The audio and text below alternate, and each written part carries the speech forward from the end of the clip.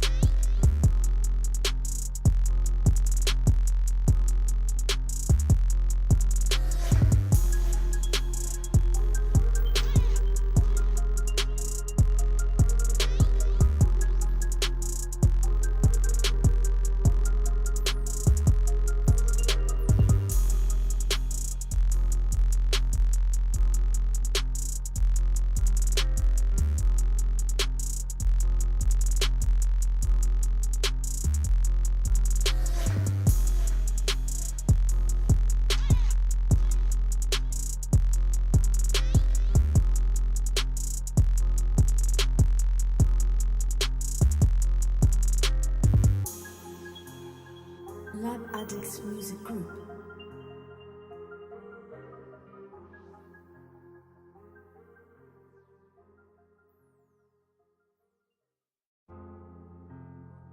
Lab Addicts Music Group.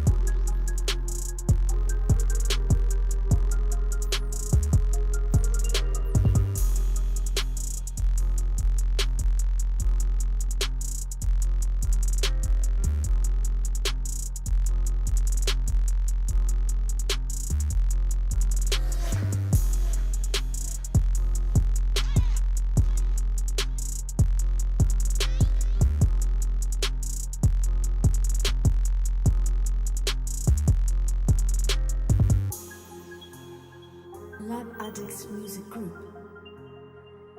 What's goody? What's goody? What's goody?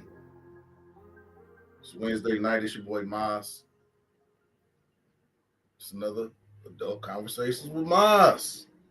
We had a very good conversation yesterday where we talked about black fatigue. And towards the end of last night's show, the discussion changed to strategies of surviving black fatigue. And one of the people, Juggernaut, brought up segregation.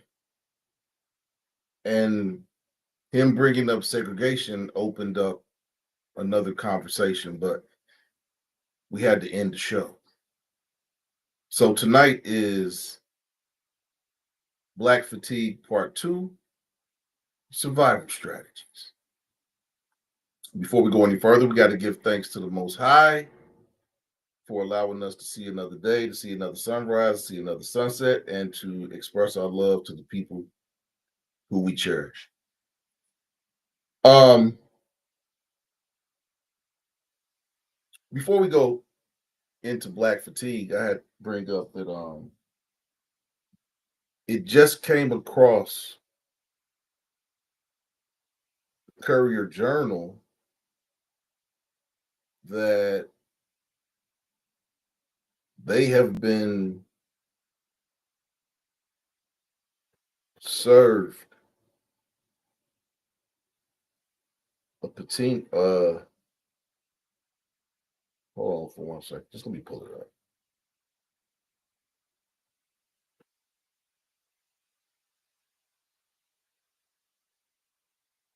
Now I can't find it. But they are being sued by the federal government because of some scholarships that they have. And they said there were 8 scholarships that were based on race, ethnicity, and some other factors that basically they're being sued because of those scholarships. Can't find it, but they're attacking the money. They're attacking the programs that help minorities. Yeah, yes, lore wise, the mustache and the goatee have been growing for about 3 months, but it's soon to be gone away. Back to the bare face. But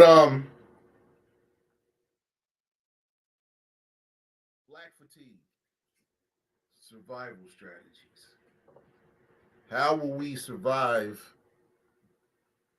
the never-ending hold of racism? How will we do that?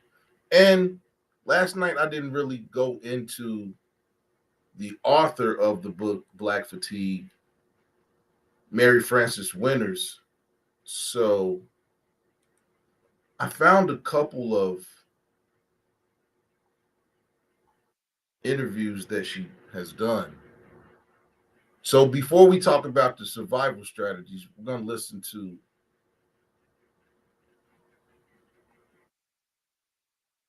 Mary Frances Winters, the author of Black Fatigue.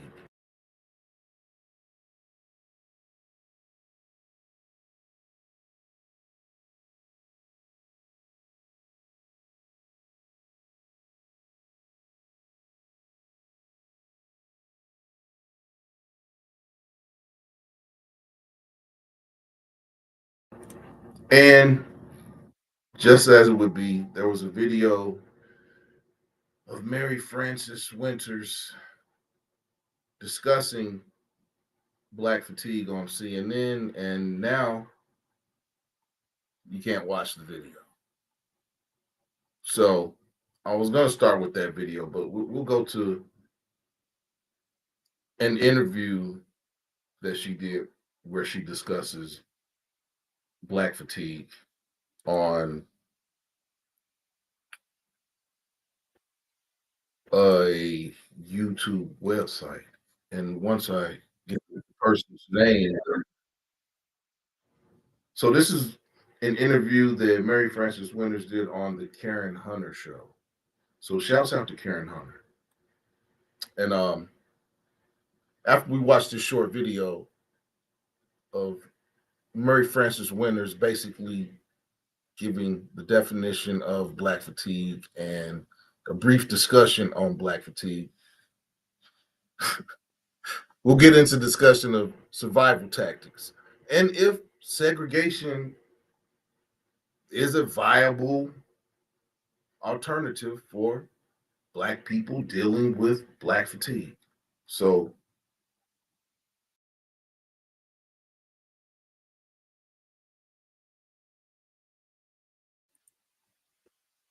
do this, but before we do that, shouts out to everybody watching on Instagram. I got a whole bunch of new followers on Instagram. Shouts out to y'all. Shouts out to everybody watching on TikTok. Shouts out to everybody watching on X. Shouts out to everybody watching on Rumble. Shouts out to everybody watching on Facebook. Do I have Facebook on tonight?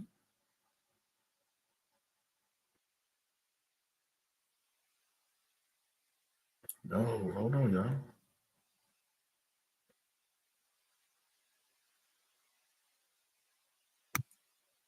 So yeah, shouts out to everybody watching on Facebook, and most definitely shouts out to everybody watching on YouTube. I had a brief discussion today with, because like I told y'all, I do lift sometimes, as well as doing my government contracting company. And I gave a ride to a lady this morning that works in social services, and we had a really, really good conversation about Black fatigue and how she has also been witnessing the effects of Black fatigue on people that she deals with in the realm of work that she does, working for the hospital. Lots of stress related illnesses, lots of heart ailments, high blood pressure, things of that nature. And this is we had a really, really good discussion. So she said she was gonna watch the show tonight. I hope she's watching. I forgot her name because her Lyft account was in her husband's name. So I forgot her name. But shouts out to her. But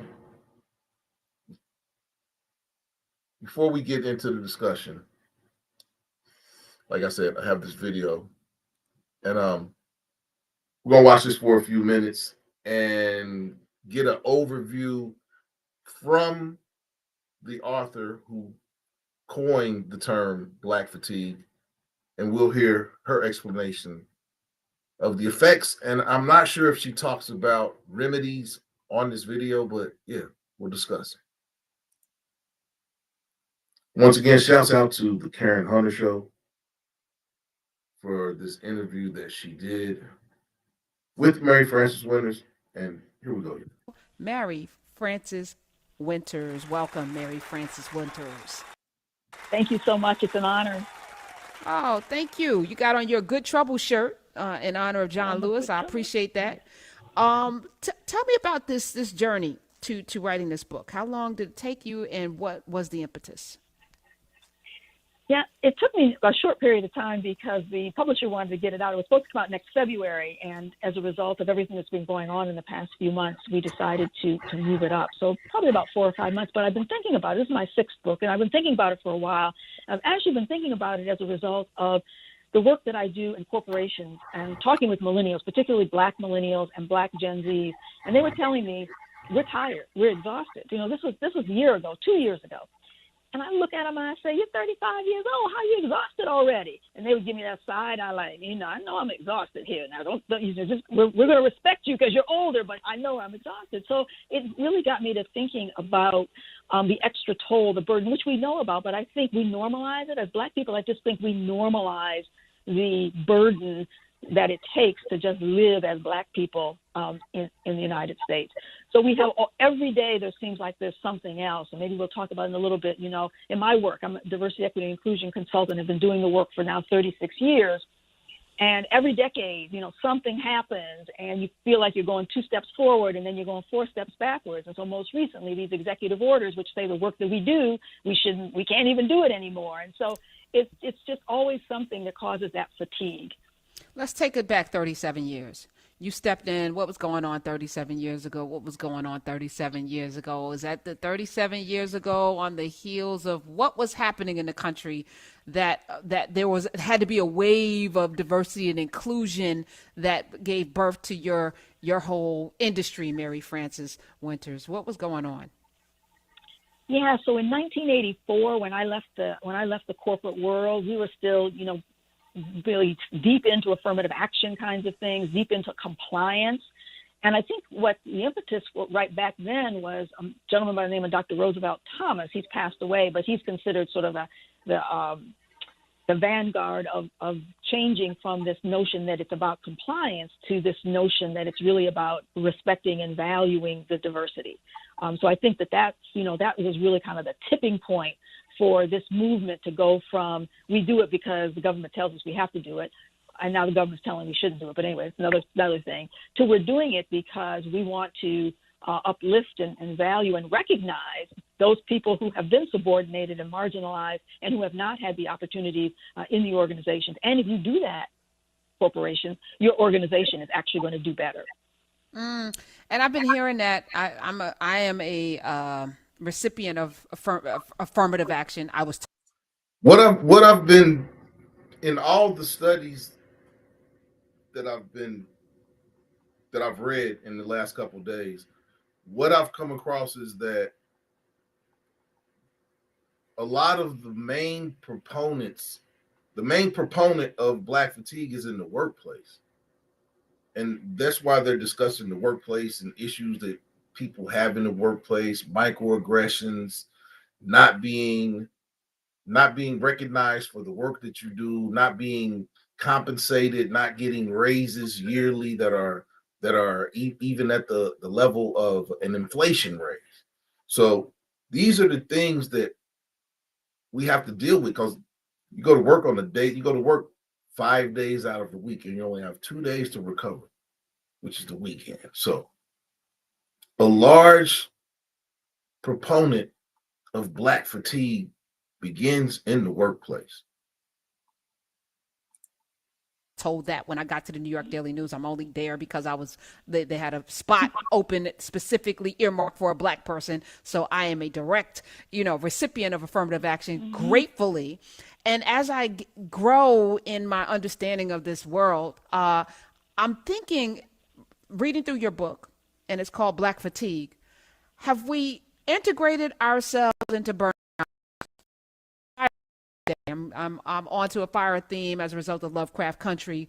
We're in a burning house. Martin Luther King said to Harry Belafonte, I fear that I've integrated my people into a burning house. Many corporations don't want us there. And they're doing it because they've been told they have to, by law, have diversity. They don't see the value in it. Even when we're there, they don't see the value. I remember being at the Daily News thinking, I'm 21 years old, and they don't know how badass I am. They just literally know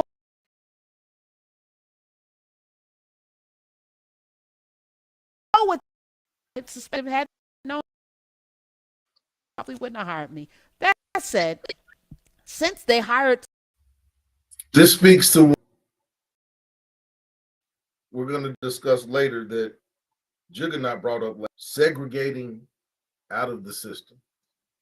Because like she said, Harry Belafonte said that we integrated into a burning house. So is it time for us to segregate out of this system that we live in right now?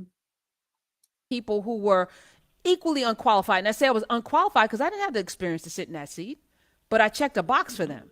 And I look back now and I'm like, they could have gotten somebody really, really experienced to sit in that seat in sports, but yet they check their boxes because they really don't care about diversity. They really don't care about broadening and rounding out their company and giving their company breadth and understanding for the future. They don't value us. So why do we keep trying to make them see us? Help me out, Mary Frances. Yeah, I think, we bought into the integration model, the model that said, we can't have these seats. Prior to the Civil Rights Act of 1964, it was legal to discriminate against us and to explicitly say, I'm not hiring you because you're Black, because I don't want any Black people here. After the Civil Rights Act of 1964, it was illegal to do that. And then the Executive Order 11246, 1965 said, not only will you not discriminate, but you will take affirmative action to level the playing field. And so what many companies did with that is they went out and said, oh, there's a Black person. Oh, there's another Black person. Oh, come on, can you work for us? They didn't look at, credentials. They were looking at checking the box, as you say, and as being able to look to say, look, I have one. So we all have our own, stories about this, right? I'm a proud recipient of affirmative action too. From the time I went to college, I went to University of Rochester in New York. And when we went there, the year before, there were 10 Black students. The year that I went, there were 69 Black students. And the president said that none of us belonged there. We all belonged at the community college, if anywhere. So we took over the administration building and held him for a few days. But anyway, that's what we did back. That was like 1969, 1970, right? So yes, this idea that we don't belong, has been continued to be perpetuated. And what we see now is corporations saying, oh, I didn't know racism was still such a thing, until the most recent anti-Black racism protest. And I'm like, well, look, I've been in my own business for 36 years. I left the corporate world because, and we can talk about that as well, but because I knew I wasn't going to be able to reach my full potential in a repressive, the burning building, if you will. But people are surprised that we're where we are now, where we are. They're surprised that racism still exists. I mean, I was just shocked when all of this happened and all these corporations are now giving these statements saying we didn't know. To your point, they knew, they just didn't want to do it. And now they have an administration that has told them it's legal to not do it. So now if you are in the military, if you work for the government, there cannot be any racial inclusion, diversity and inclusion discussion because they're saying that is racist. And that there's no race, there's no systemic race. They have said, Bill Barr said there's no systemic racism. The president of the United States says there's no systemic racism. Why is there this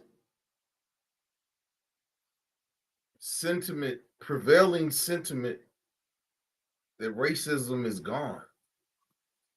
Why is there this prevailing sentiment that racism is gone? Is racism gone? Racism's gone. Where did racism go to? Where did it go to? You can speak. Q. Where did racism go to? It's in the imagination of old people. Q said that racism is in the imagination of old people. Excuse the whole thing. As an excuse to hold us back. Do y'all believe that? Has racism left?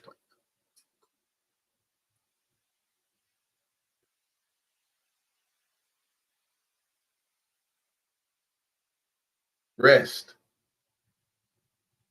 Laura Wise says that Rest Revolution by Amanda M. Littlejohn talks about how resting, how not going to work, I would think, is a revolutionary way to recover from burnout as Black people. It's hard to get rest. I mean, because the bills don't stop. We can say, rest and Black fatigue, but we have to think about ways of coping with Black fatigue because, like I said, even though I don't believe that racism is gone, we have to have strategies and survival tactics of just dealing with it. That's a hoax. The vice president said it's a hoax. It's not real. And now they've codified it with an executive order. How has that impacted you personally, Mary Frances Winters? And how is that going to impact the next 10 years of our business life in this country? Well, there are actually two executive orders. The first one said federal government agencies could no longer do the work. The second executive order said that any federal contractor, and most companies in this country, the big companies, the Lockheeds, the Boeings, but those are the big ones, but most companies do business with the government. So if you do business with the government, they're saying you cannot do this work. So it hits most of the corporate world. On the one hand, so let's just take Wells Fargo. I'm not telling you tales out of school. This has been in the newspaper. Wells Fargo was fined $7.8 million for discriminating against Black people in August, and the OFCCP, Office of Federal Contract Compliance, told them they had to pay $7.8 million because they were discriminated. That was in August. Do these rulings prove that racism is still here?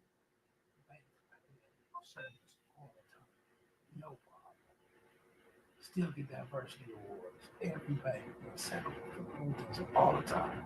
Q said that banks settle discrimination lawsuits all the time and win diversity and all types of awards for championing minorities while at the same time being discriminatory. So institutionalized racism. I mean, this racism is in every sector of society. I would say, because like he said, people settle lawsuits, discrimination lawsuits all the time,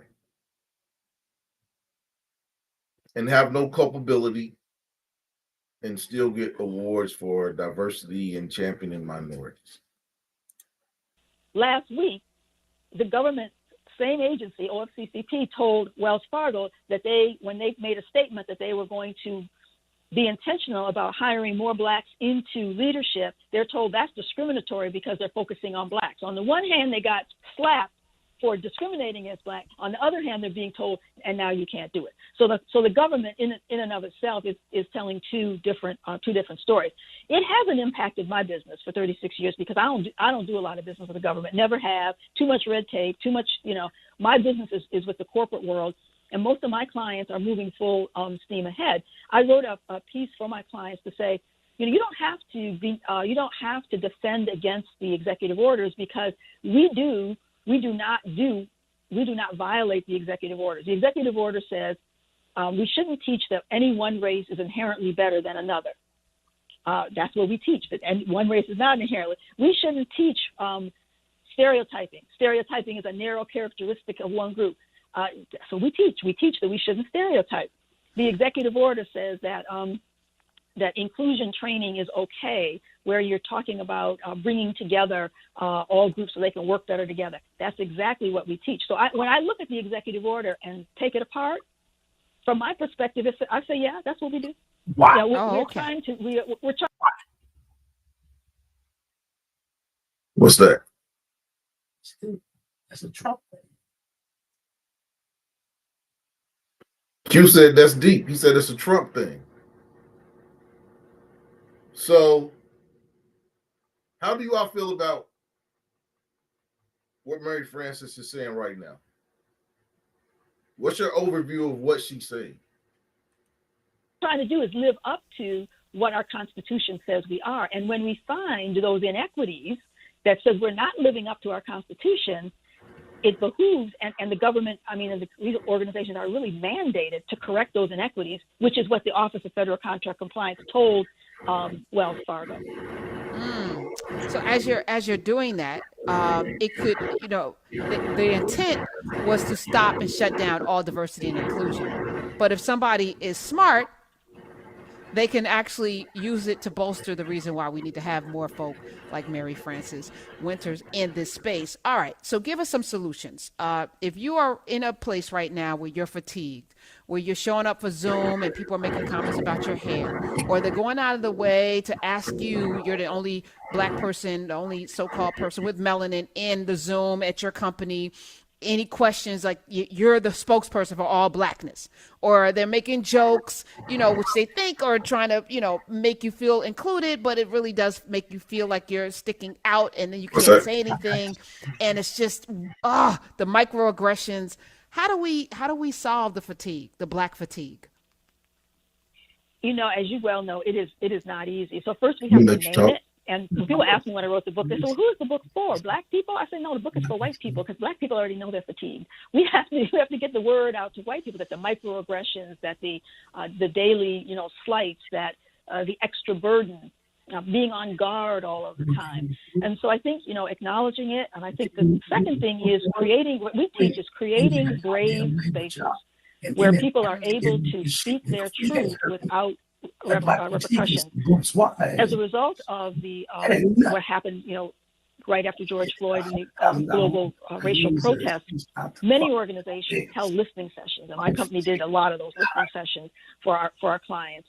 And Black people were saying this was the first time they felt that they could speak and really speak their truth, that they were not muzzled, that they were not told, oh, you're playing the race card, oh, you're being too sensitive. This was the first time that somebody was actually listening to what they were saying and really trying to understand. I was on a call when I'm coaching a leader, and one of my clients, I was on the call today, and he's really just not getting it. And so I asked the question, how would you know, if you've never had that experience, when you were talking about the folks in the government who are disavowing that systemic racism even exists, how would you know?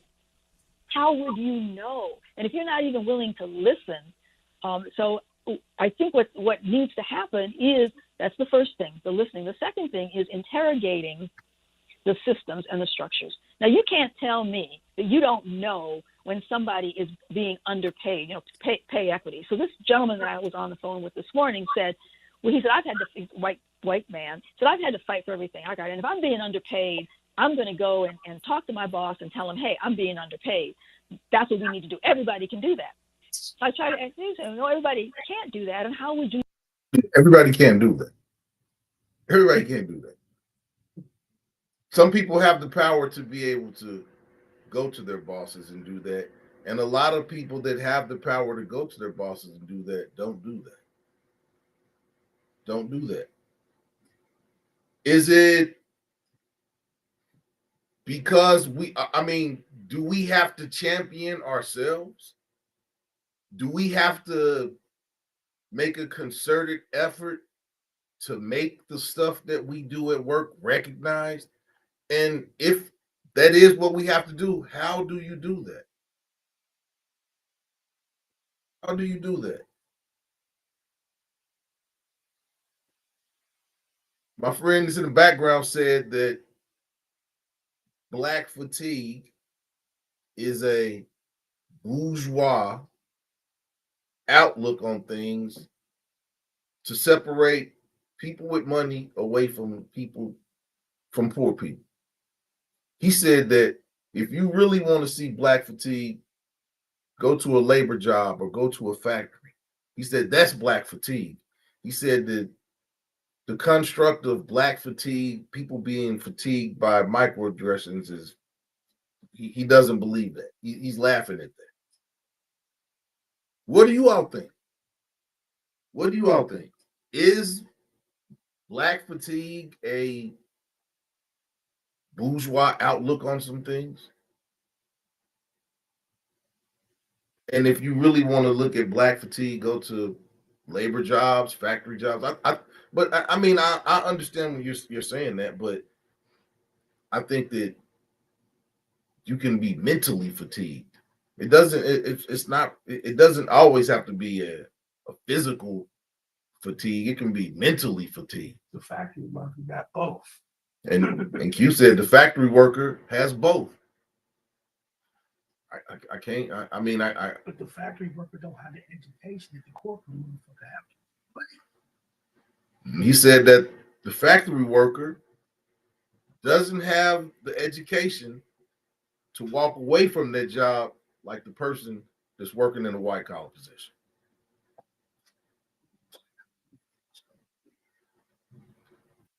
Hey man, you're gonna have to. Yeah, we need you to speak up, man.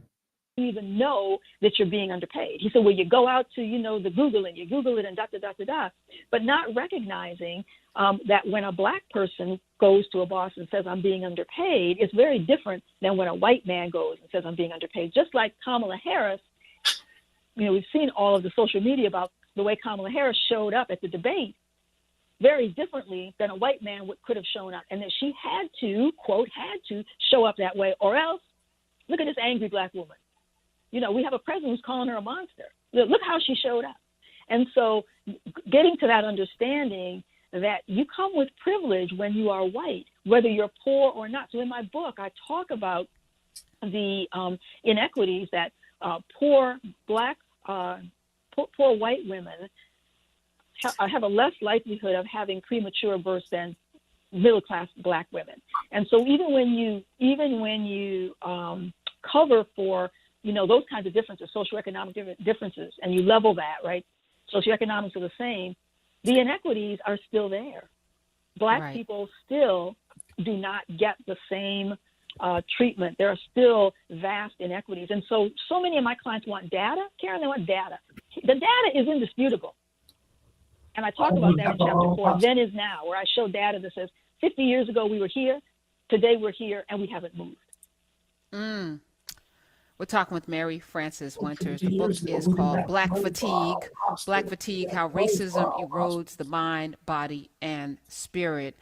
All right, so if I'm at a place where my boss is one of these people who is unwittingly maybe racist, if I gave him this book, how do you think it would be received? Is that your recommendation? How do we engage in the conversation with the offenders?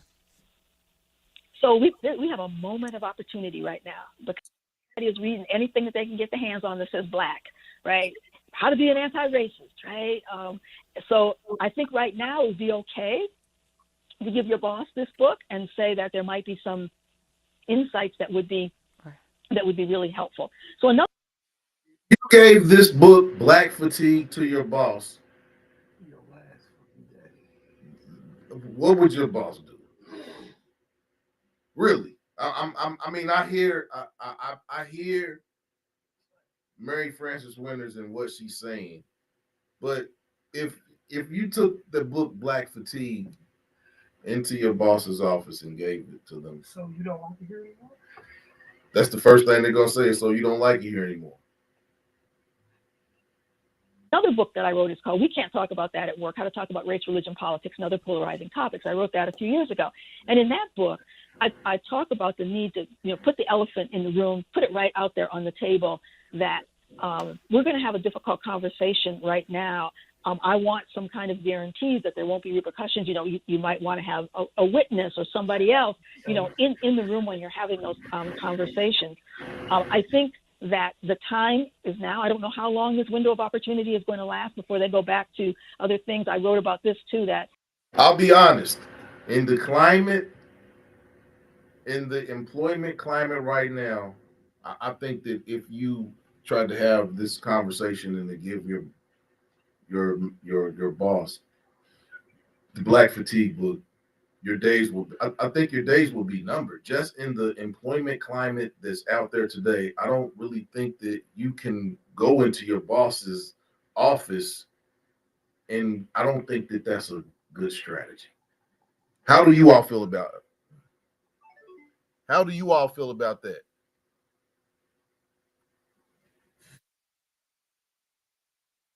How do you all feel about that?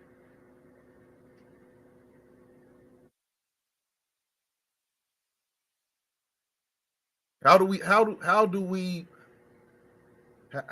feel about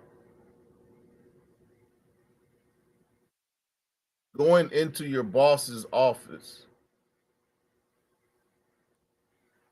Going into your boss's office and asking them to read this book.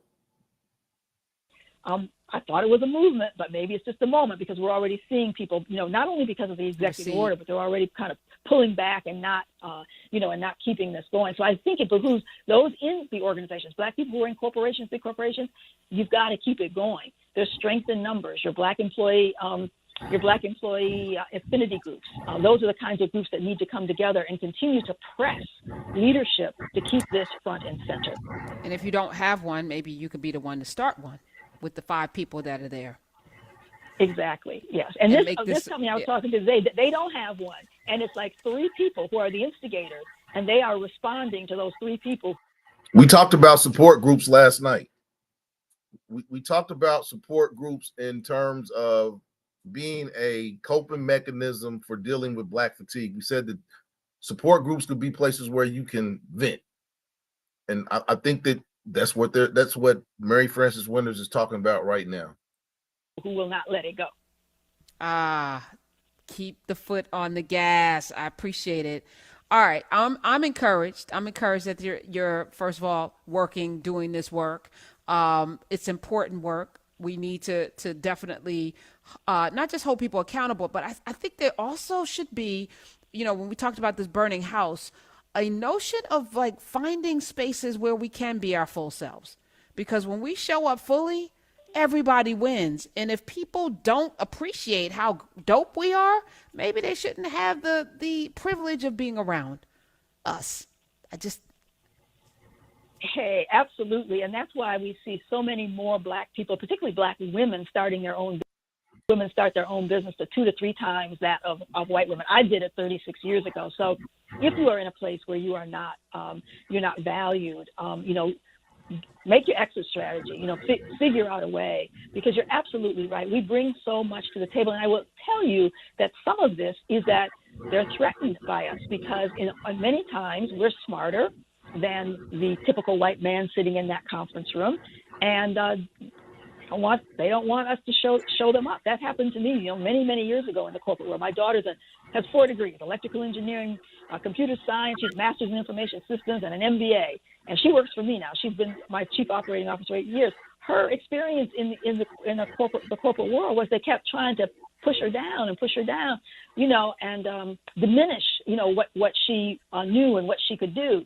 And that is bad. I'll be honest in saying that I think Black men get pushed down in the workplace much more often than Black women get pushed down. And that's not to say that Black women don't get pushed down, but I just believe that, I think that there's more an effect on Black men in terms of middle management and becoming leaders at work as opposed to women, because women check off 2 boxes in terms of minorities. For one, they're a woman, and then they're a Black woman or an Indian woman or a Latina woman. But yeah, that women mark 2 boxes in terms of minorities, where men only mark 1. That is not stopping. That has not stopped over the past 3, 4, 5 decades since we've been in the corporate world. So I advise us to find our own way to earn an income when we can, if we can. But Thanks I for think stopping exit through, Laura strategy is a Wise. great way to frame that, because they will have you thinking you're crazy. Like, they will have you questioning your ability. For your daughter to have that many degrees and you're still like, really? You still don't see me? Okay, and then we'll work 5 times harder so that you see us. But that's the trick. That's the trick, right? So I appreciate that. And we that's could the follow fatigue, right? You're working 5 times harder, Yes. so there's the fatigue. Yeah. Mary Frances, one, hyphenated, ES, Mary Frances Winters, and you can follow her at Mary F. Winters on the Twitters. So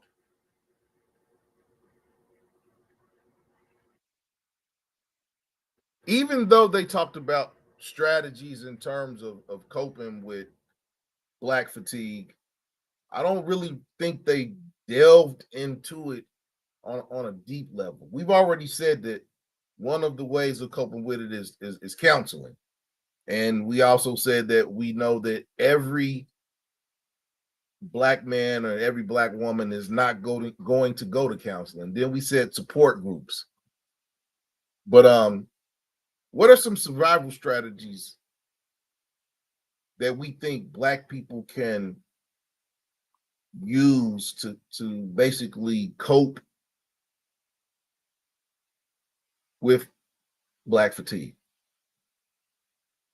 And one of the things I want to bring up is one of the reasons that I called it Black Fatigue Part 2 Survival Strategies is I've had this book by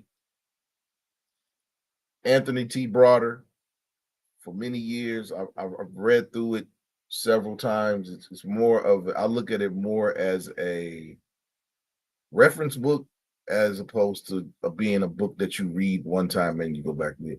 But this book is called Survival Strategies for Africans in America. 13 Steps to Freedom.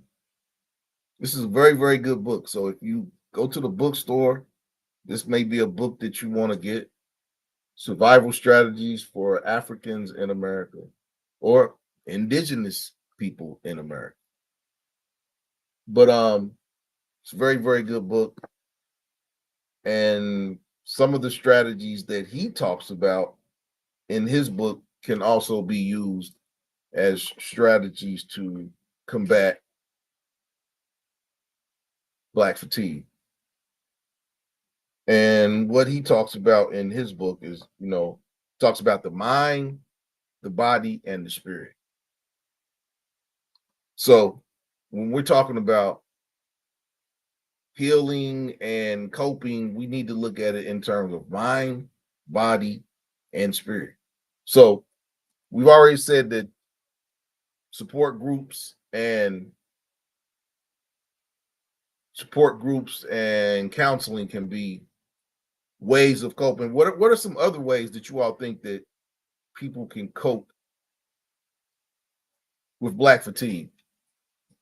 Are they going to be like some of the same strategies that people use to deal with stress? I mean, what do you all think?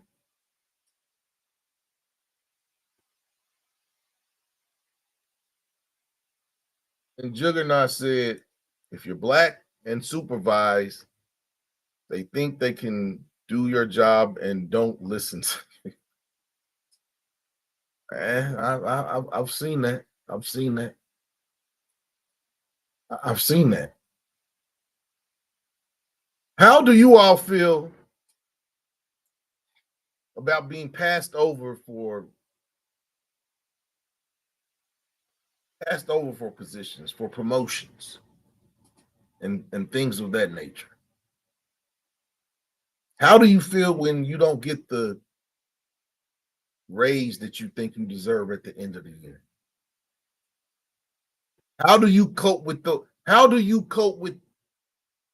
the daily stresses of just going to work?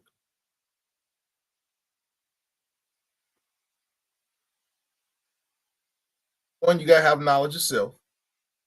You have to know your limits. You have to know where your limits are. You have to know what is going to happen where it's you're not going to take it anymore. And like Mary Frances Winters stated, if you're in a position where you're dealing with microaggressions and you're getting passed over for promotions at a job, you need to make an exit strategy. You need to have an exit strategy. Even if that exit strategy involves staying there until they let you go and give you a severance package. You have to have an exit strategy. That's one thing. If you're in a situation where you don't think that the work that you're giving, the work, the time, and the energy that you're giving a company, you're not being compensated justly, you have to make an exit strategy.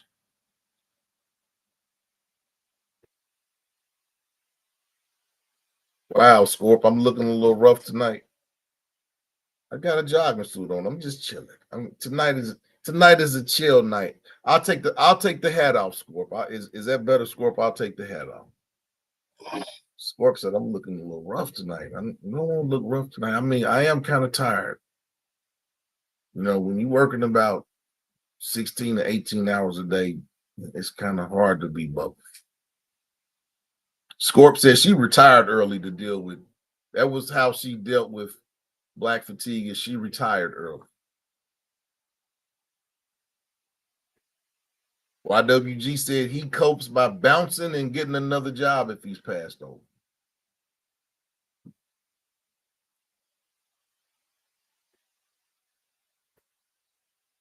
So I mean, what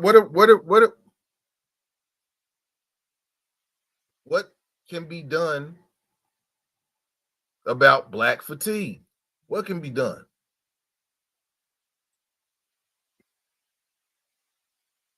Scorp said, I'm looking rough tonight. I'm gonna have to cut the camera off on that one. Cut the camera off on you, Scorp. It's in the freezer.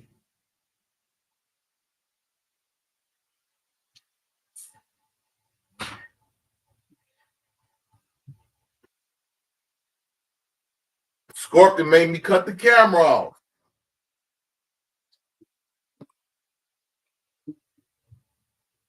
I sound tired. Well, I will say this. The microphone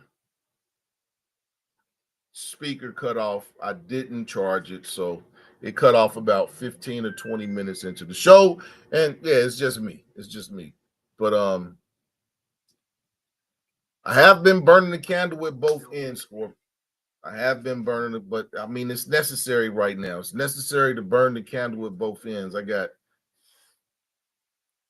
3 jobs right now. I got YouTube, I got driving a little bit, and I got my business that I do on a daily basis. So yeah, I'm burning the candle at both ends. You got to.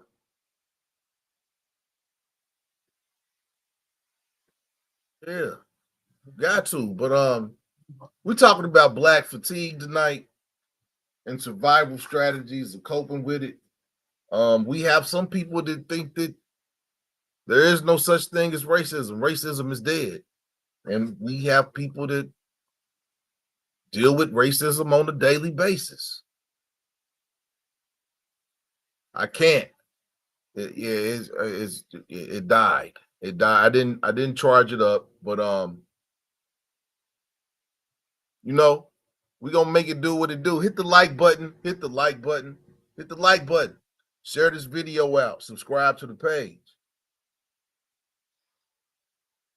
How do you all deal with black fatigue?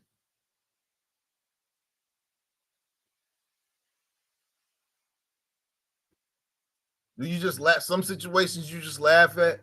I got a homeboy that was walking down the street the other day, and he said he was walking up on an older white man and his daughter. And he said when he passed the two of them, he heard black. He said he didn't know if they said the N word, but he heard black. So he said he turned around and looked at the father, and the father turned and looked at the daughter and said, "You shouldn't have said that." Now, some people may have dealt with that situation in their own way, but he said he just laughed it off, looked at the man like he was like, "You a coward," and kept it moving. That was his way of coping with that microaggression. Do we just, in some cases, have to be the bigger person? Do we have to be the bigger person? Coming up on 52 minutes into the show.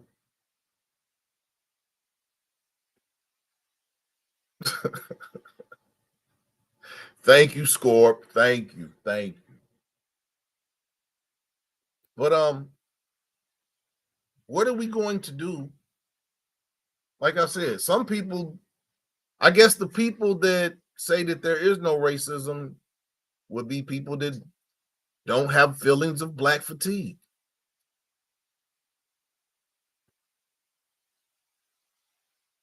That be safe to say? What do y'all think? Let me know what I mean. You know what? Y'all not cooperating with me tonight. I guess it's because the microphone cut off, but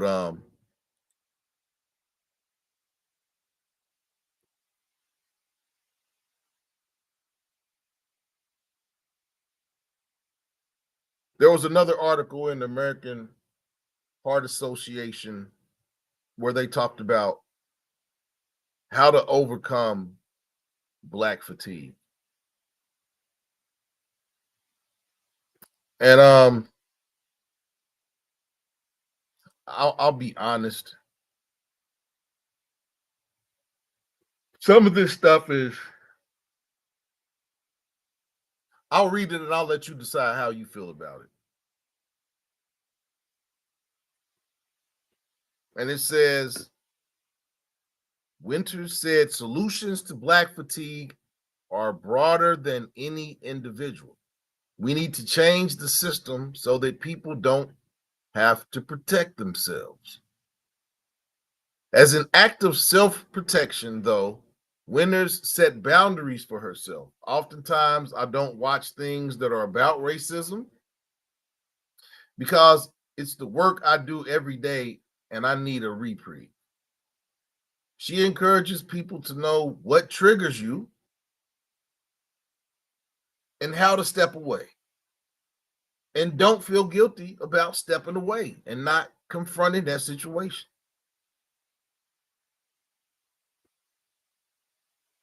Winter said well-meaning white friends, aspiring allies, as she calls them, can help by being willing to address problems they see. And I have friends that have stepped up and have said things when something is not, when another white person says something wrong. I've had white friends that have corrected these people. Now, whether they took the correction or not, I've had friends that have stepped up when something out of line has been done or been said. First step is listening. When you're an aspiring ally, you still have quite a bit to learn. So humility can be important. So to all my white friends out there, yeah, sometimes just listen. Sometimes we don't want any feedback. We just want to vent and get whatever it is off our chest. Greenberg agrees being an ally is about providing a safe presence, someone who can validate experiences. It's important to be present and to be curious and to ask questions to understand. This isn't about solving a problem. This is about being a person you care about. This is about being with a person you care about. It also says parents can provide an early boost by sending their children positive messages about who they are and planting those seeds of self-love. A lot of this has to do with self-love. A lot of people don't love themselves. A lot of people hate themselves. And that's another thing that you have to have self-love in order to combat Black fatigue. In a society where they might rarely see positive images of people who look like them. Surrounding yourself with, see, this is where it gets kind of superficial. Surrounding yourself with decor or books that celebrate blackness works for adults too, Greenberg said. We don't always acknowledge this beauty and this shared experience that we have, this amazing way we express our culture with our hair and our clothes and in our style. Much of it is forged in harsh conditions. Visual cues around homes, offices, and classrooms, she said, can help validate the shared Black experience and let people celebrate and feel that pride in this culture that is so rich and so nuanced. So I don't actually think that being able to cope with this, it's really, I think it really has to do with the person.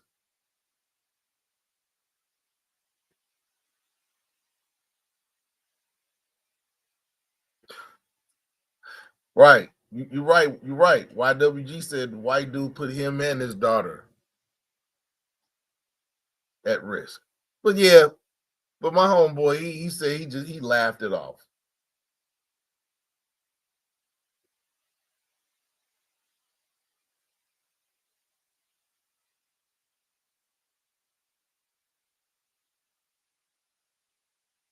Juggernaut said they just want us to forget. Tell the so-called Jewish people to forget and see what happens.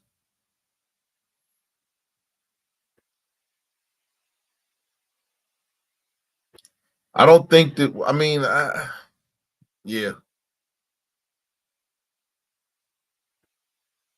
I don't know what I think that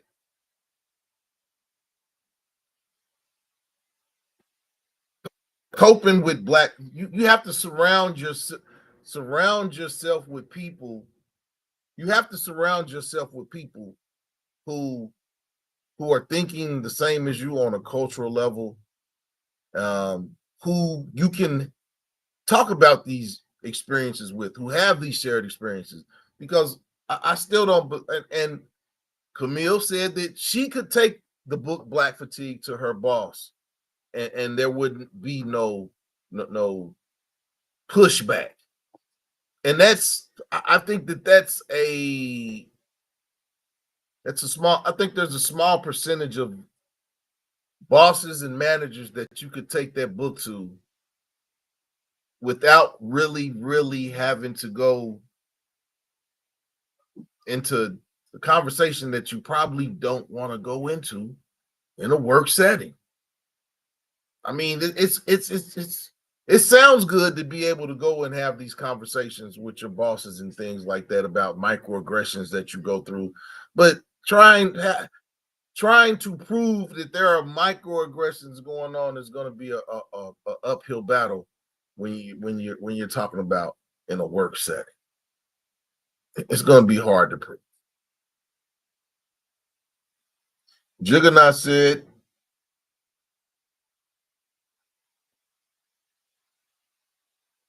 but I can't find it. Well, Juggernaut said if Black people were inherently violent, they would be in trouble. We are a peaceful people. We are peaceful people. But you can be peaceful all you want, but if you're in chaos, how long can you stay at peace? How long can you stay at peace? And that's when you have to have extra strategies to pull yourself out of those areas where you're being marginalized. You got to pull yourself out of those areas where you're being marginalized. Now, that's in the work setting. It's going to be, and this goes back to what Jug and I were saying yesterday, segregating. Is segregating a viable option in terms of dealing with Black fatigue? Let's discuss that. Is segregating, I mean, like I said, where are you going to, and you know, you said that there are states and there are cities and there's places where you can go, but what are you really, when you do that without having some land that is given to you to be able to segregate yourself, what are you really segregating yourself from when you move into areas where, I mean, unless you have a police force, this policing your area, you have a police made of the compromised of the people that are segregated with you. How do you combat that? How do you combat that?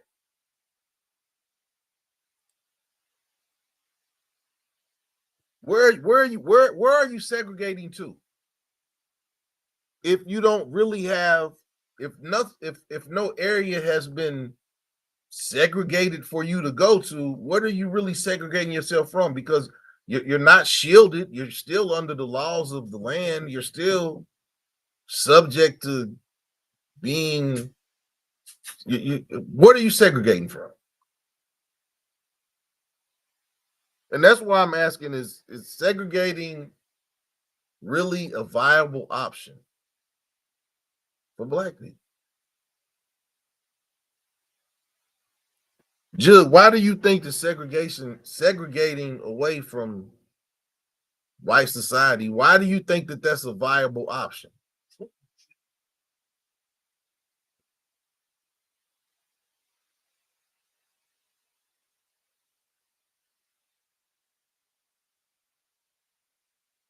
And I'm yeah, what are you segregating to? Where are you segregating to, and where are you segregating from if you're just going to an area that you can still be harassed and violated, your rights can still be violated there?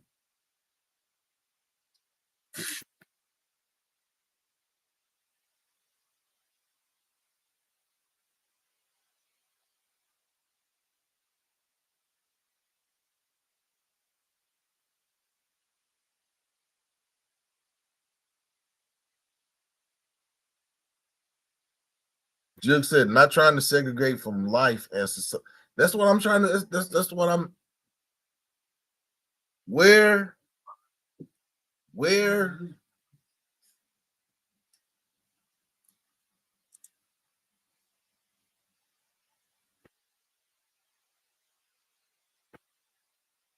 Jug said, an example of where segregation is viable, we can find our own community. I don't think. Okay, I understand. When you say your own community, is that a community that's going to be comprised of your own police force? You know, is it going to be annexed like you have Cincinnati, and then you have the city of Forest Park?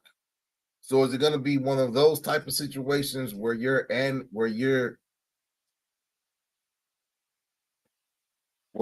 annex your own city per se, and you have your own police force, your own fire department, your own city taxes? I'm trying to get to the root.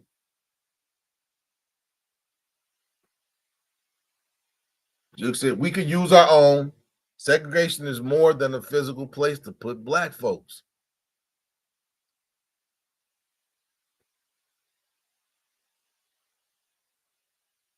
I'm kind of lost. We could use our own.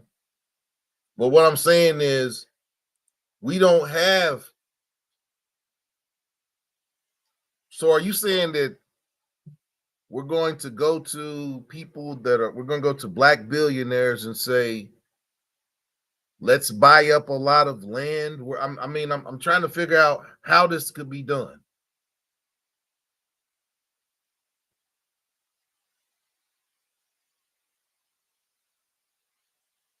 I read about that, YWG. I read about that, but I think that that's only for their family.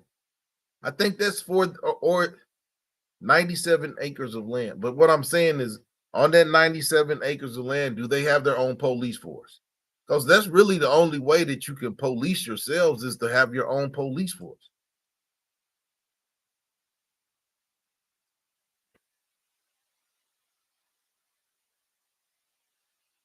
YWG said you get enough people, you can do your own police force, you can do your own fire department. Yes, you can.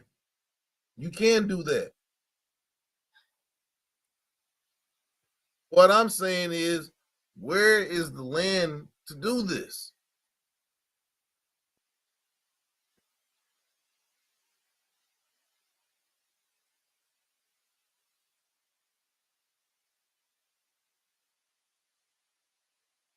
Where is the land to do this? Because when we're talking about survival strategies, we want to talk about stuff that's viable, that can actually be done. Can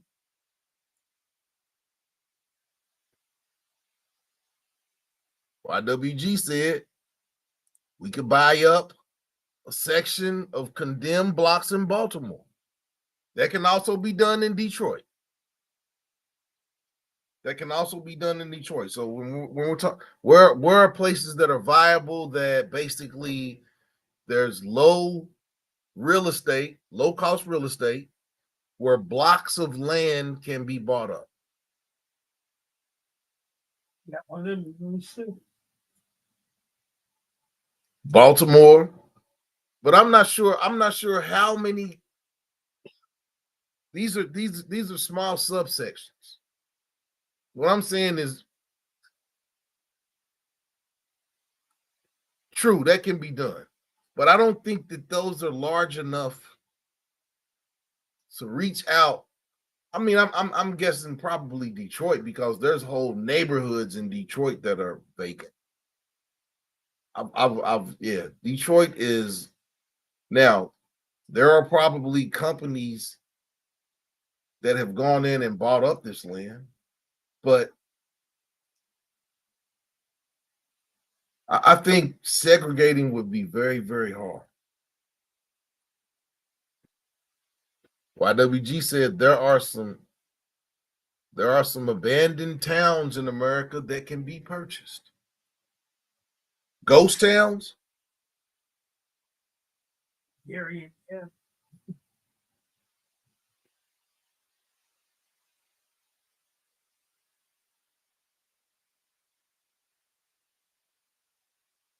The Q said, what was that?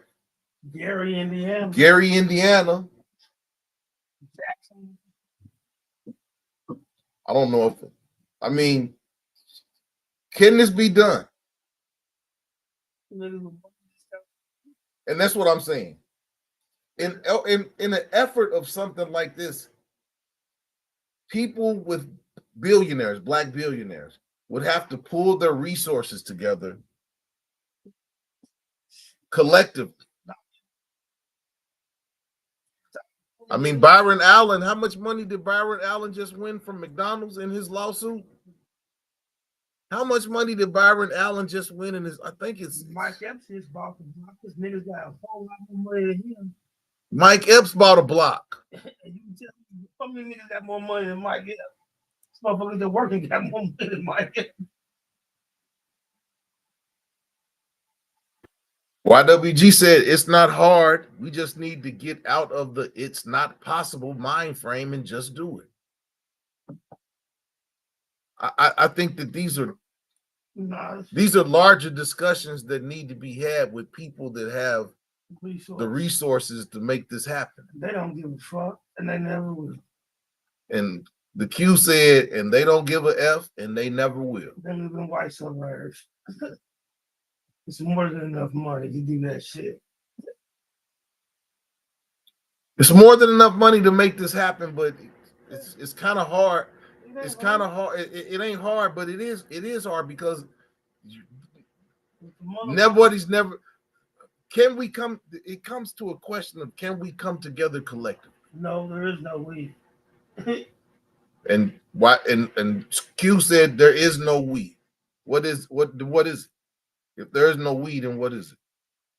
People that got shit, people that don't got shit, and the motherfuckers that got shit do not associate with the motherfuckers that don't got shit, no matter what color they are. End of discussion. Did y'all hear that? YWG said it doesn't have to be millionaires to do this. We just pool the money together. It can't be motherfuckers working 9 to 5, check to check.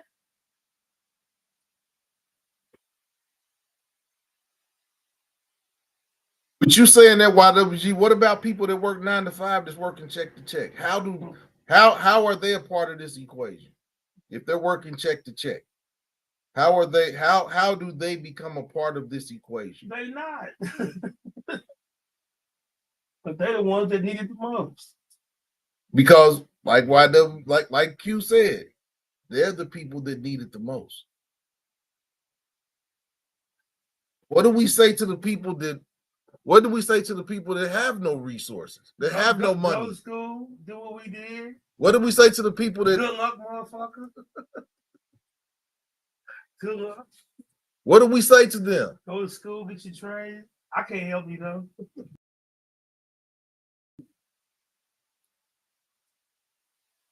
Tax is too high. I mean, I'm having this discussion with you all, and I'm really looking for viable solutions. 6 figures. I'm paying your salary and taxes. I can't help you no more than that. Oh, man.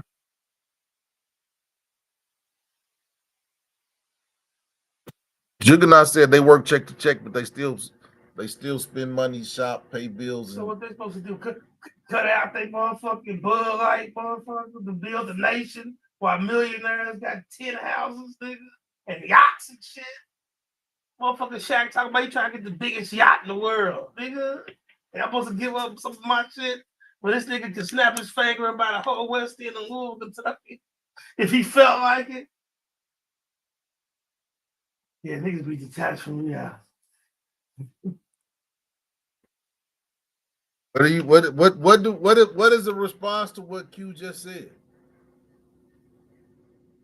What is the response to what he just said? IWG said stop being a victim.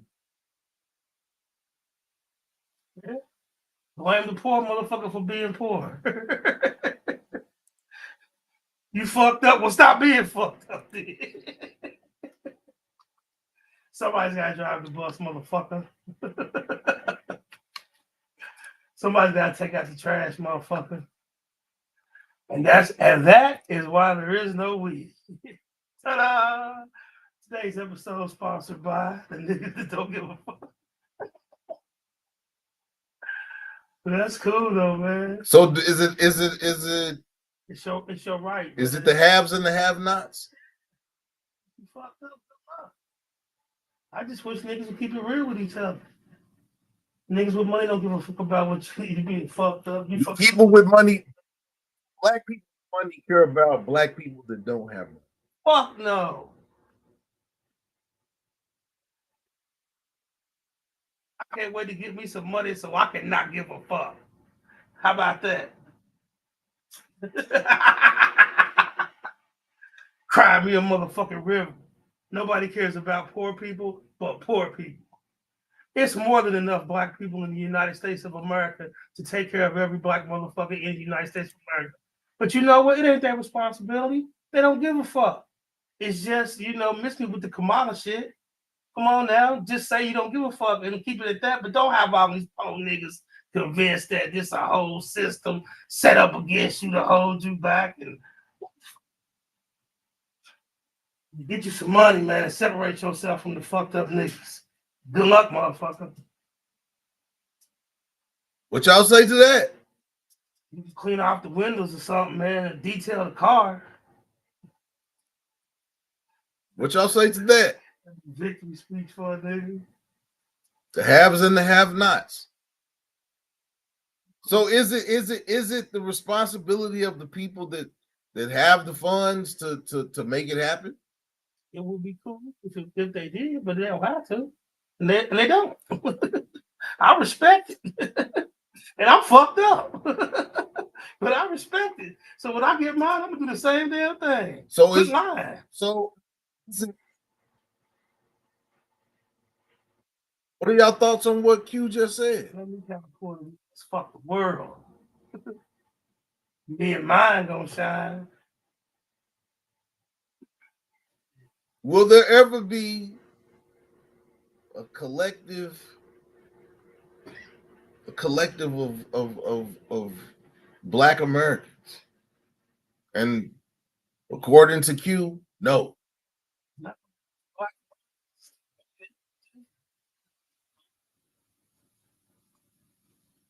Niggas try to get away from that shit. Niggas want to pretend that they down, but they don't be around. Are we as Black people? Are we as Black people fooling ourselves to think that we could come together collectively to end something? But that's the Democratic hustle, though. If motherfuckers say hell no, then the whole Democratic Party is over with. You gotta have a struggle. This is what's happening, and this is how we'll get the grant for it. Juggernaut said that's where we at today. When we were building communities before integration, Black people helped and grew together. Yeah. Segregation broke that up because they said, I'd rather go eat at the white man's restaurant than go eat at Ma Bell's restaurant. And Ma Bell she didn't have no customers no more because everybody wanted to go eat at the white restaurant. Is that safe to say? Is that safe to say? Is it safe to say that, I mean, We could and have you got some, and this is tough. This is what I'm about to say is going to be tough. Did the civil rights movement stop Black progress? Even though in the overall it did, but we were segregated and Black communities were thriving. Black schools were thriving. When we integrated, we gave up control of schooling our children. We gave up a lot of stuff. So was that, I mean, what do we say to that? This goes back to educating. This goes back to was integration good for the was integration good for the greater good, or was just integration just a way to get Black people's money? Because when we were segregated, when Black people, the Montgomery bus boycott,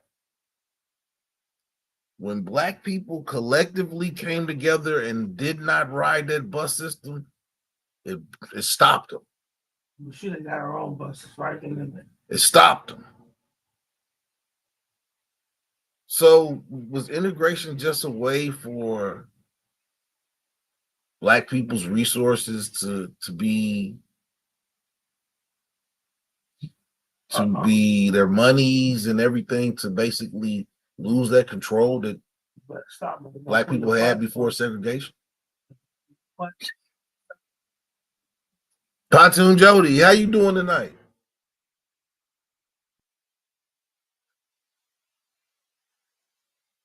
What post?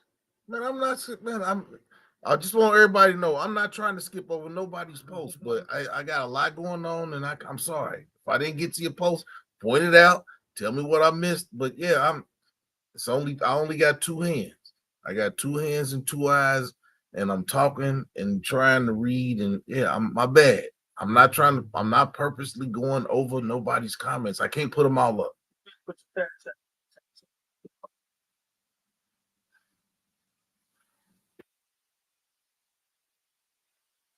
You get moved in, Jody?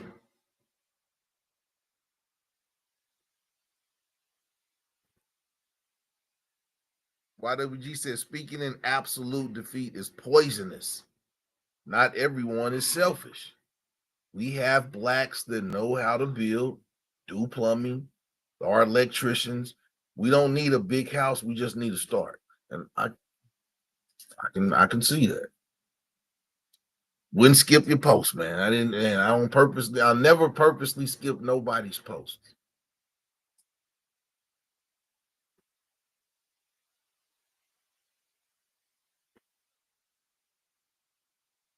YWG said MLK made a deal with the whites to get us to buy their water because it was better.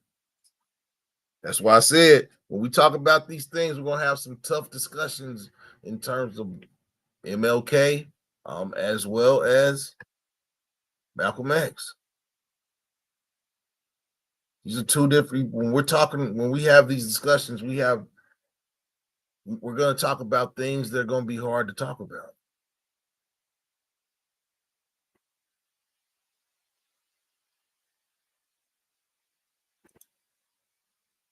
Juke said integration was a way to watch us and keep their hands on them.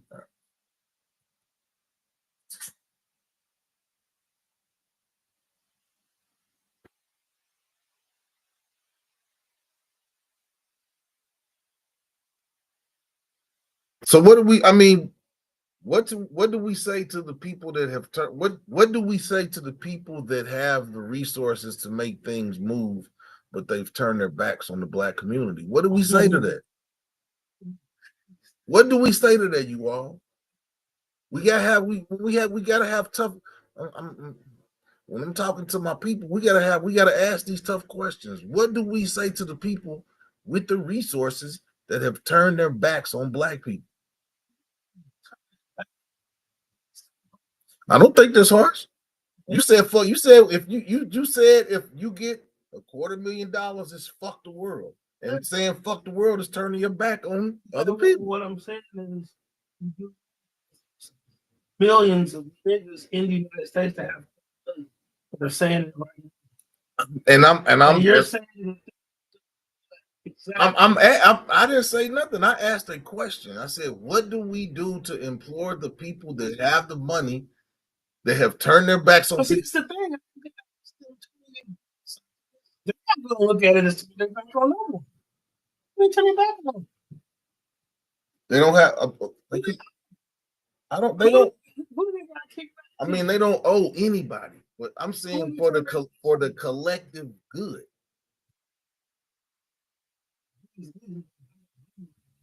Juggernaut says they won't change because their money comes from them.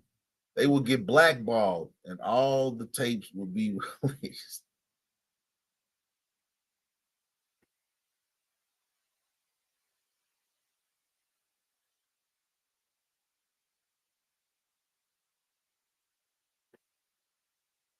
Change because their money comes from them. Basically, he's saying that if they did try to help black people, that their monies would be taken by the powers that be. And we have seen. So if a nigga with a $250,000 gave a nigga 10,000, what's gonna happen? Something gonna happen to him bad? Shit. When we said $250,000, man, I mean that's just a number. We're basically talking about billionaire. No, billionaire because that's a billionaire. That's a few. I'm talking about $250,000 is a lot of niggas, and I'm talking about $250,000. If every nigga in the United States that had $250,000 took 10,000 and gave it to a nigga he knew that was fucked up, everything. So many problems of the United States would be solved just like that, and it wouldn't hurt them at all. But the perception is, if I give you anything, it's gonna fuck up what I got going on. I know niggas that can give a nigga a pinky ring and it'll change their life. But a nigga don't have to give a nigga the pinky ring. So okay, you don't have to give it to him.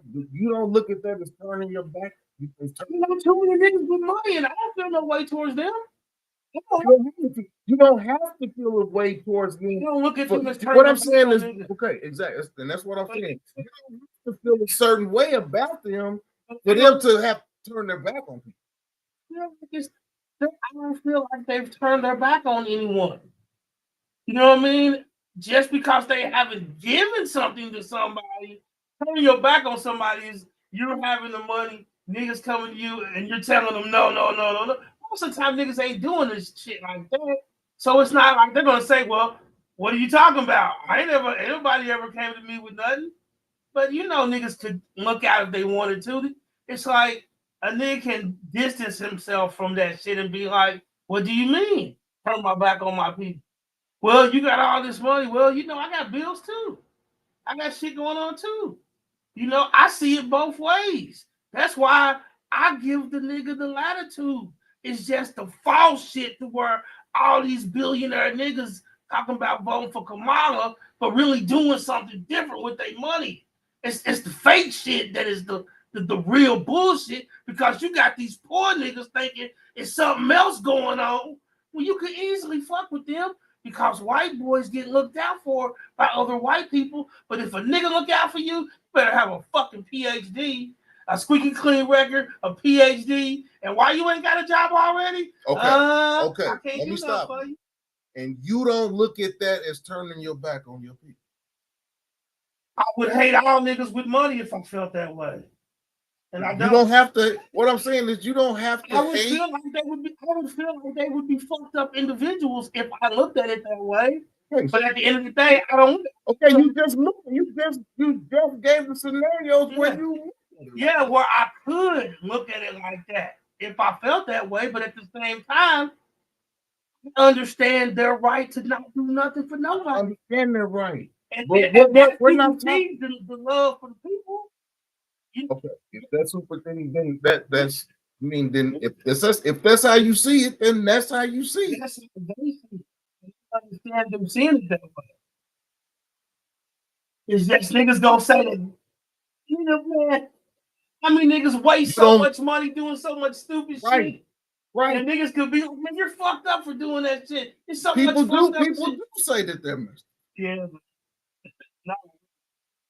But what I'm saying, man, is you just what you just explained was people turning their backs on the community. But that's their right to do. It's their right to do it, and they don't have to help. They ain't gonna say that ain't their community. They ain't what community? They ain't my community. I went to school out in the suburbs, man. You talking about this shit in the hood? Oh man, niggas.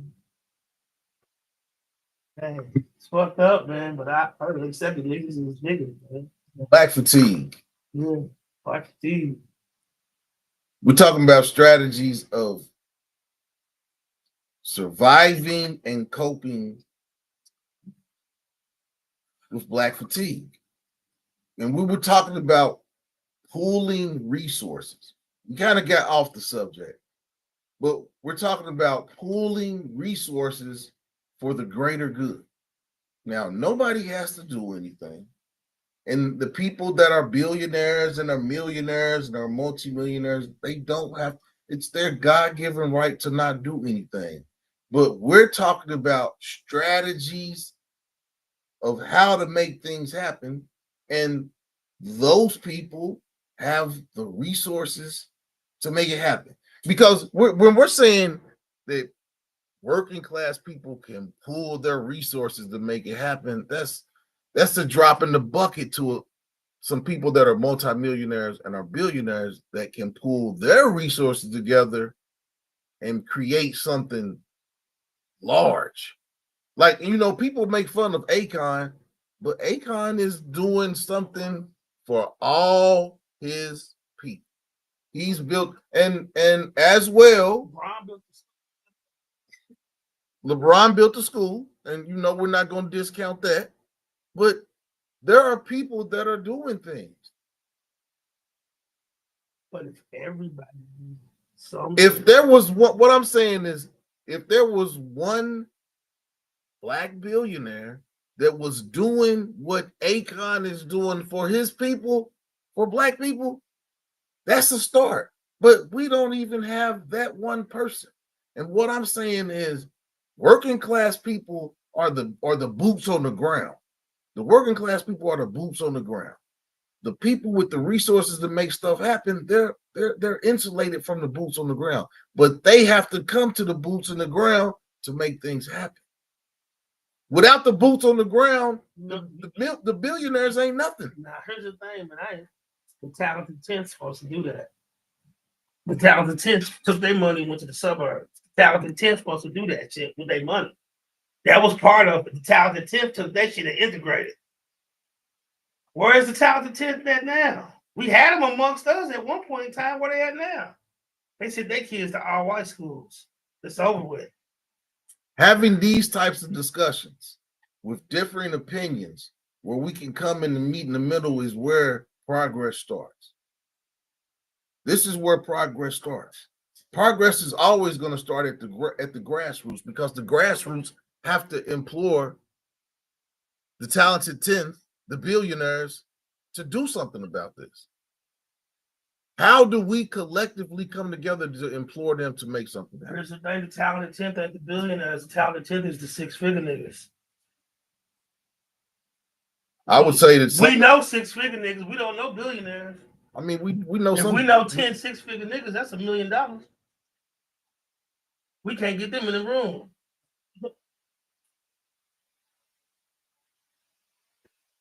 Yeah, six-figure niggas is $1 million.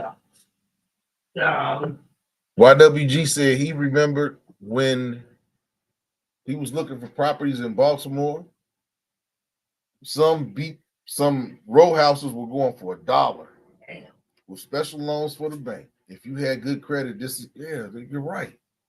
And that's what we were saying, like Detroit, Baltimore, places where you can go in and buy up entire neighborhood. Like Detroit, you can go into Detroit. There's multiple neighborhoods that the whole neighborhoods are abandoned. The whole subdivisions are abandoned. Let's everybody go over and buy a house. We just crossed the hour and 30 minutes. Hit the like button, hit the like button, hit the like button. And YWG said, that is how you start a community. Yeah. But what I'm saying is, there has to be one billionaire to say, okay, I'm going to go in here and buy these neighborhoods up in Baltimore. We're going to rehab them, and we're going to move black people there. Yeah, but there's nobody that's going to. Mike Epps. Mike Epps, and Mike Epps is one person. Mike Epps is one person, and he did it, and he's not even a billionaire. So right, just think what man, hey man, I'm going to try to get in contact with Byron Allen. I know it's a long shot, but I'm gonna try to get in contact with Byron Allen, because that man has enough money where, this is a drop in the bucket for him to do something to. These are the people that we have to target. The Byron Allens. What was the man who paid for all the students at Morehouse's graduations, student loans? Robert E. Smith. These are the people that we need to be talking to. Yeah, you're talking about the Bobcats. Not Robert Smith. No. That was somebody else. I think his name is Robert Smith. I think Robert Smith is the billionaire, and then after he got a whole lot of flack and he got investigated after he paid all those students' loans out. Yeah. So when you try to do stuff, there's extra scrutiny that you're going to go through. But there's going to have to be people that are built for that scrutiny. This is the only way that it's going to happen.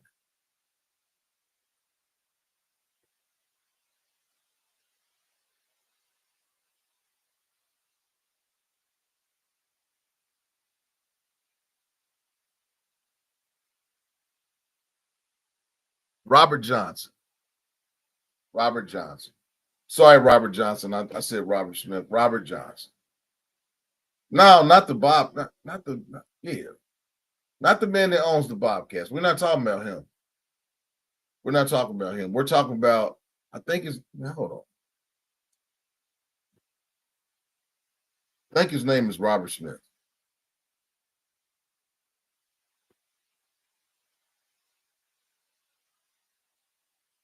businessman that paid for an entire graduating class of Morehouse and student loan.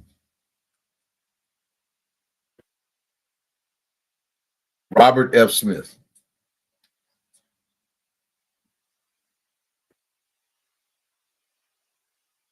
He paid for $34 million in student and parent loans, and then they did some investigation on him and tried to say something to demean and belittle him. So it's got to be it has to be some people with thick skin who it's not going to bother them when they come after you for helping your people. Right, right. He got investigated after he said that he was gonna because they wanted to know. They was like, where's all this money coming from? You're gonna be able to pay 34 million.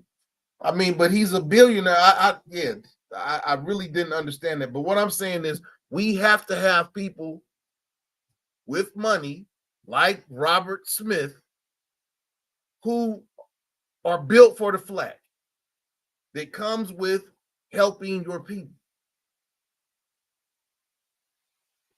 Now, every person that has tried to help Black people on a large scale has either been assassinated, belittled, or the IRS has came in and took all their money. But there has to be people that are built for what needs to be done. Because we're talking about survival strategies of Black fatigue. And we've already come to the conclusion that racism is not going anywhere. So with racism not going anywhere, Black fatigue isn't going anywhere. So we have to come up with strategies of coping and surviving things that surround us that are killing us on a daily basis. Stress, heart ailments, and people committing suicide.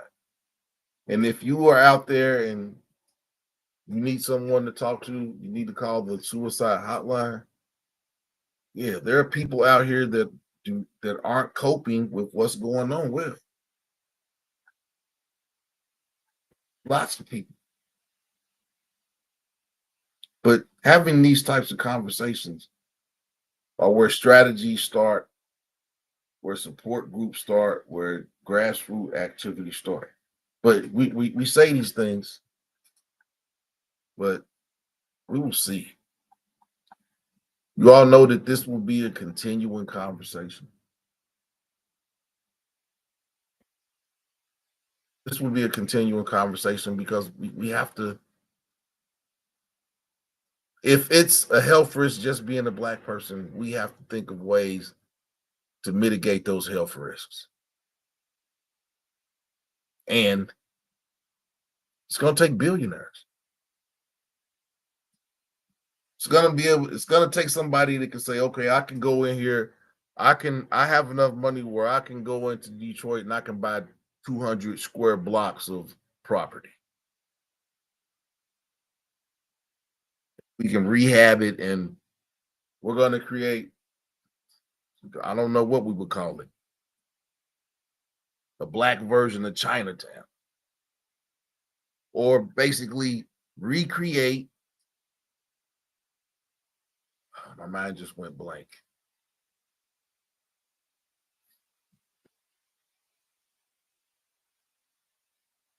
What was in Oklahoma that got burnt down? My mind just went blank. Black Wall Street. How do we create another Black Wall Street? Can another Black Wall Street be created? Is it possible to have another Black Wall Street in America?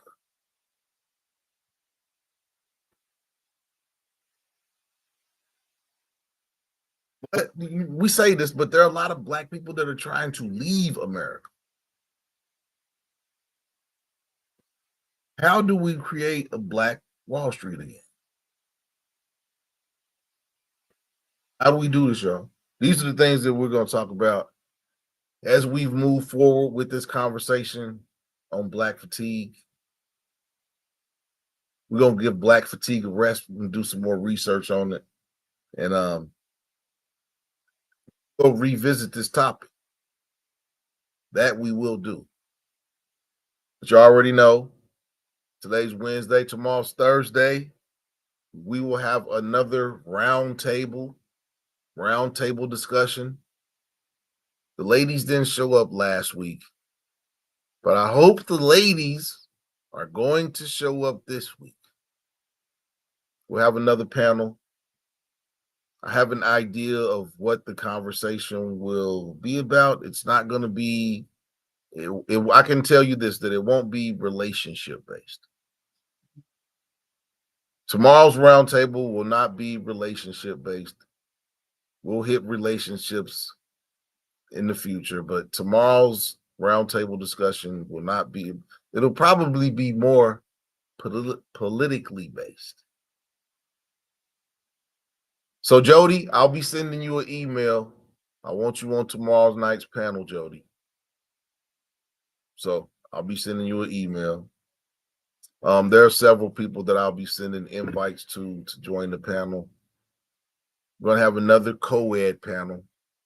I know all of y'all just want the ladies, but we might have an all ladies panel. I'm not sure yet, but we're having a roundtable discussion tomorrow. I think that I have a topic that's going to be really, really engaging. Hit the like button. Subscribe to the page. Share this video out. Because you know, I'm your favorite YouTuber's favorite YouTuber. So get my stuff out. Hit the like button. Hit the like button. Hit the like button. It's Wednesday. It's hump day. Lab Addicts Music Group. Friday night. Well, get ready. This is your boy Maas. And this has been another edition of Adult Conversation with Maas. Tonight we talked about black fatigue and the survival strategies of COVID. So, racism ain't going nowhere. Gotta do more than just deal with it. This your boy, Maas. See y'all tomorrow.